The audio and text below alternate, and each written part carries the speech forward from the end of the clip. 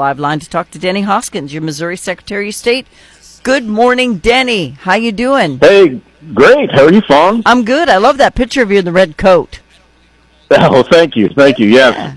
When I started wearing that and on the campaign trail, and pretty soon my opponents in the Republican primary just referred to me as Red Jacket. Oh, well. And so that's kind of got it all started off. Now, when I don't wear the red jacket, people come up to me and say, "Hey, where's your red jacket? I want to get a picture of me and you in your red jacket." Well, Republican wears red. I have issues with red. I know I'm hardcore Republican, but Cowboys fan, so I got to wear the blue. I hate that the Democrats hijacked my color.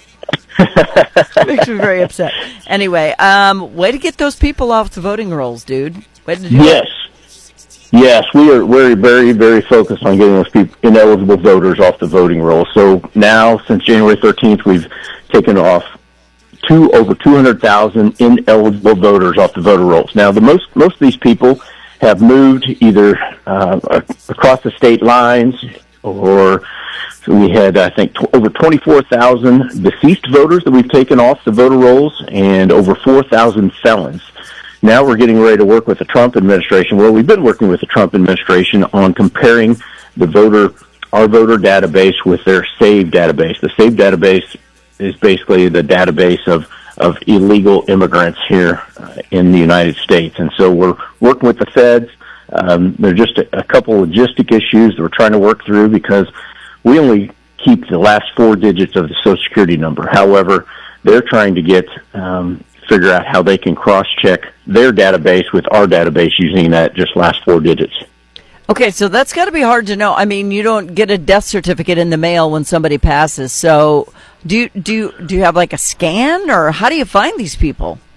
Yeah, so some of it involves other public records, like could be when you move and you fill out a card with the post office saying, "Hey, I've moved." We look at those change of address forms. We also look at Social Security Administration.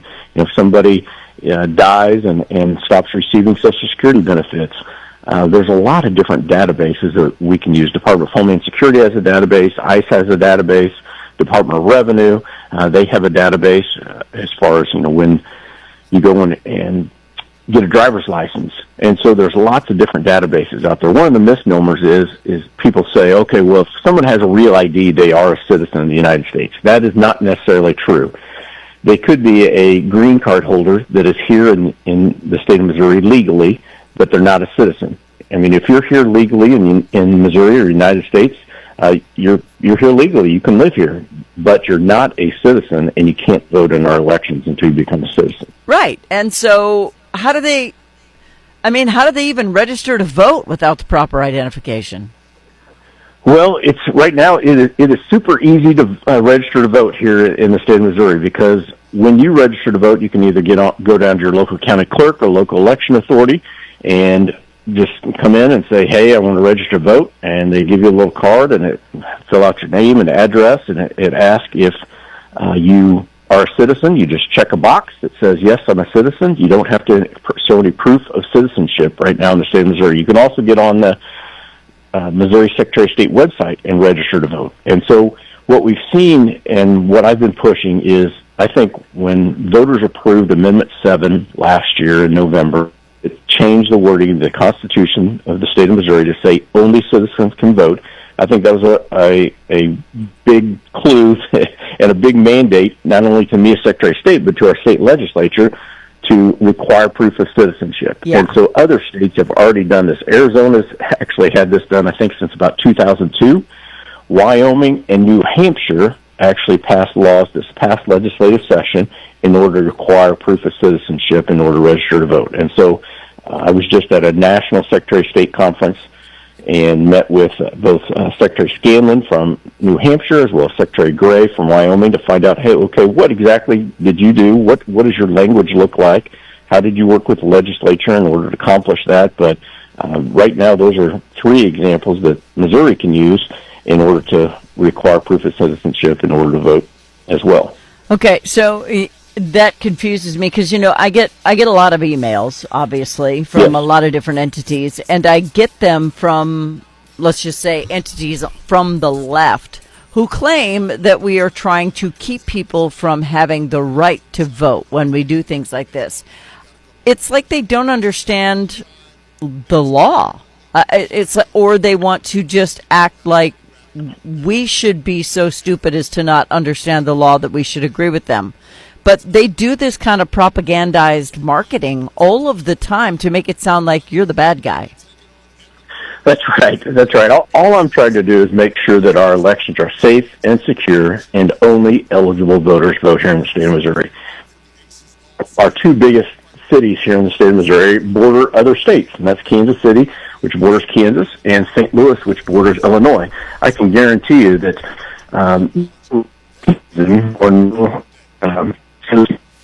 heavy. We lost I really you there. liked it when really lost you there. After Kansas City, I couldn't hear what you said. Oh, sorry. Yeah, so Kansas City and St. Louis are two biggest cities in the state of Missouri. We have a lot of crossover where people move back and forth to from state to state.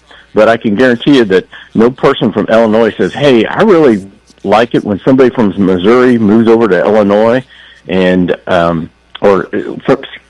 when somebody from Missouri moves to Illinois and they keep on voting Missouri elections, or vice versa. No one likes it when someone from Illinois moves to Missouri and then keeps on voting in Illinois elections. And so we have a lot of that as well, where some people, they just don't go and register to vote, and then they cross the state line and vote in the state that they were at, or here in the state of Missouri in the county that they were from, because they haven't registered to vote yet. We've also found some.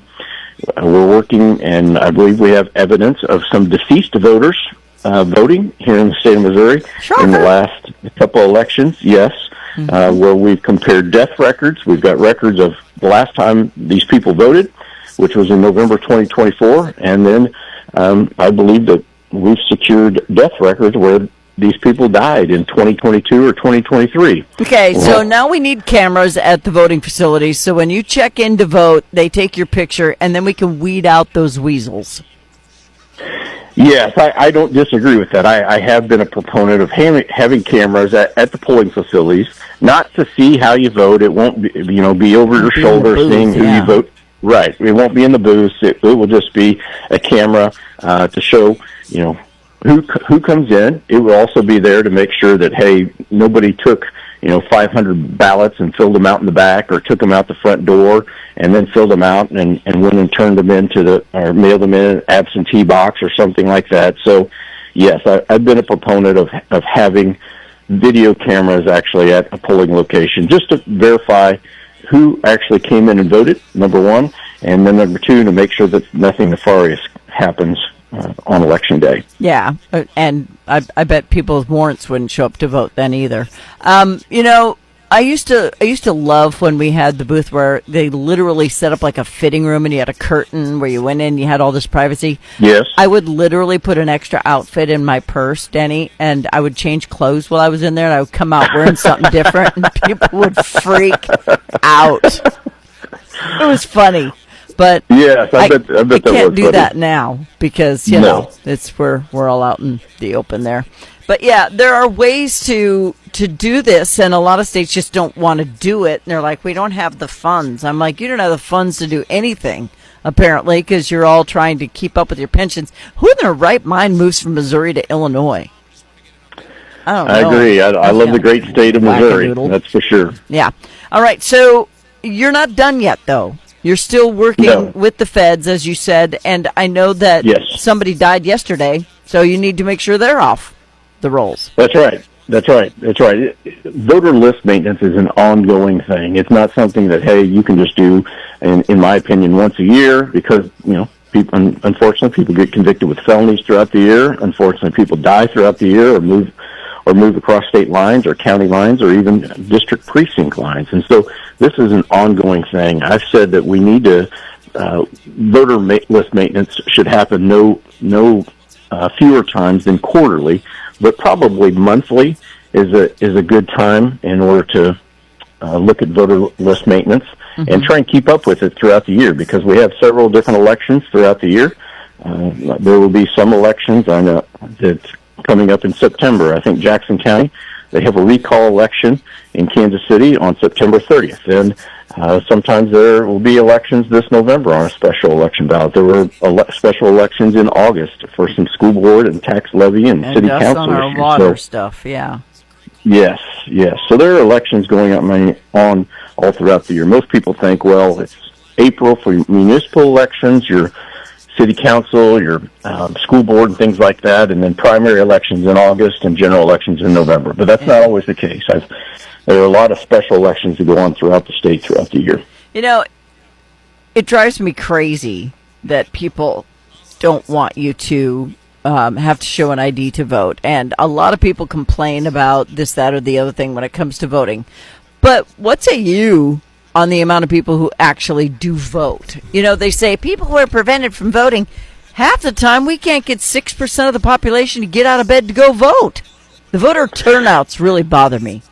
Yes, I would agree. I mean, we want to have everybody that's eligible to vote come vote, and we try to make that as easy as possible. Even with the photo ID, we had a cry from the far left, this will just, those people without a photo ID won't be able to vote. Well, you have to have a photo ID to get on a plane, when you go to the bank. I mean, if you get new cable service coming out to your house. Walmart. Yes, exactly. Yeah.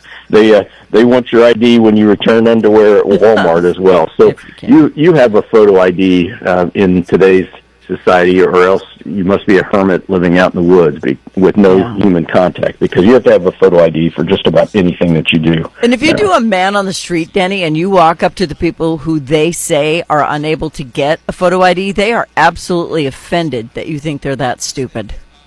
Yes. They're offended that's for sure, by it, right? and you can get it for free if you need to. That's right. You can. We made that as part of the photo ID bill. That hey, if you cannot afford to get a photo ID, then one will be provided for you. Mm-hmm. It's not a driver's license; it's a non-driver's license, but it is an official photo government issued ID. Yeah, birth certificate, social security card. It's all you need. Piece of mail says you live there. That's it. It's all you need.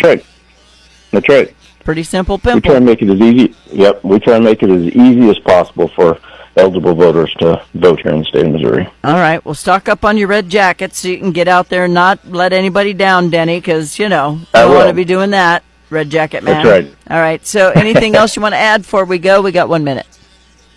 Yeah, no, I know that the legislature is getting ready to consider new congressional lines, and in 2022, I supported a 7-1 map along with a few of my conservative colleagues. We were called crazy and everything else, but now it seems like it's very popular. The Democrats had their act together in 2022, and they gerrymandered the heck out of the districts to get more Democrats elected in Illinois, Maryland, Massachusetts, and other states. And so, unfortunately, Republicans were behind the 8 ball in 2022 and didn't not do what the Democrats did in 2022. The last thing I want in President Trump's last 2 years of his presidency is to have a Democrat-controlled House, because what will happen is there will be indictment after indictment that the Democrats will try and do in the House if they take the majority, and we will not be able to get any good conservative policies, anything on the Make America First agenda done again if the Democrats control the federal House. So I know Jason Smith's doing a great job up there in D.C., and I'm looking forward to hopefully keeping the majority in the Missouri, or in the Congressional House in 2026. Well, if you don't get what you want, you can always go to Illinois and hide in a hotel for about 6 weeks. On the taxpayers' time. They're just idiots. Jasmine Crockett, the queen of the idiots. Anyway, they act like this is the first time it's ever been done. They're doing it in a nefarious way. There's no such thing as doing it in a nefarious way, because this was their brainchild. They started this. I don't want to get off on a tangent because I'm running out of time. But, Denny, I hope it happens too. And keep doing what you're doing. Appreciate you. I will. I appreciate it. Thanks Denny. Bye-bye. Bye-bye. Take care. See Bye. ya.